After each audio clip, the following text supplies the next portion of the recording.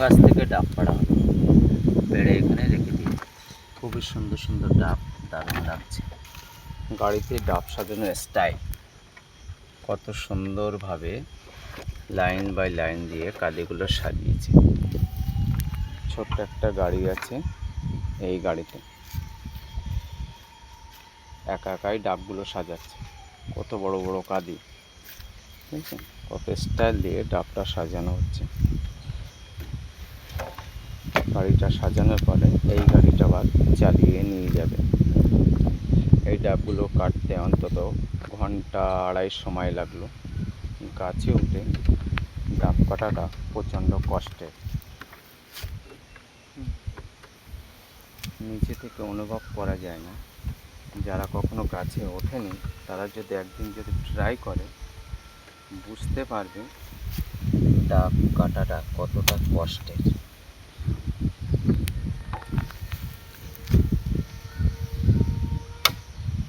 এই মামাটা কিছু সময় আগে গাছে উঠে ডাবগুলো কাটলো।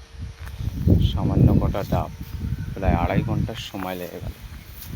ডাবের বিভিন্ন প্রজাতি হয়, তার মধ্যে এই একটা, এইটা হচ্ছে এক ধরনের লাল প্রজাতি। গাড়িতে ডাব সাজানো হচ্ছে। ডাব পাড়া দড়ি, এটা কোমরে থাকে, এটা দিয়ে ডাব ঝোলায়, আর এটা দিয়ে পায়ে আটকে রাখে। ডাব কাটা হয়ে গেছে, তিনটে একসাথে গুছিয়ে রেখে দিয়েছে। এই হচ্ছে নারকেল গাছ, এই হচ্ছে নারকেল গাছ।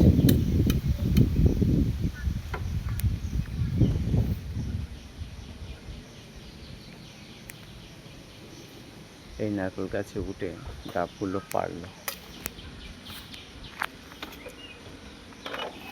গাড়িটা হেলে যাচ্ছে বলে ছোট্ট একটা নারকেলের ডগা কেটে ঠেকো দিয়ে নিল। নিয়ে এবার ডাবগুলো গাড়িতে সাজাবে। অলরেডি সাজানো চলছে, তবে গাড়িতে ডাব সাজালে বেশ সুন্দর লাগে দেখতে। কিন্তু গাছটা যতটা সুন্দর লাগে তার থেকে বহু গুণ কষ্ট বেশি। যে করে সেই বোঝে। তবে মার্কেটে ডাবের বরাবরই একটা ভালো চাহিদা আছে। এখন থেকে এখনো পর্যন্ত মার্কেটে ডাবের যেমন চাহিদাও আছে, তুলনামূলক এর দামও অনেক। খোলা বাজারে এর এক একটা দাম হতে পারে 40, 50, 60, কখনো কখনো 80 টাকা হয়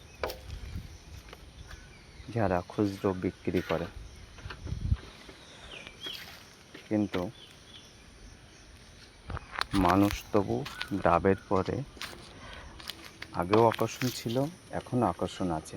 ডাবের মধ্যে অনেক উপকারিতা আছে। যারা নিয়মিত ডাব খায় তারা খুব ভালো বুঝতে পারবে। যারা ডাবে আসক্ত তারা কিন্তু অন্য টাইপের কিছু খায় না, তারা কিন্তু প্রায় ডাবই খায়।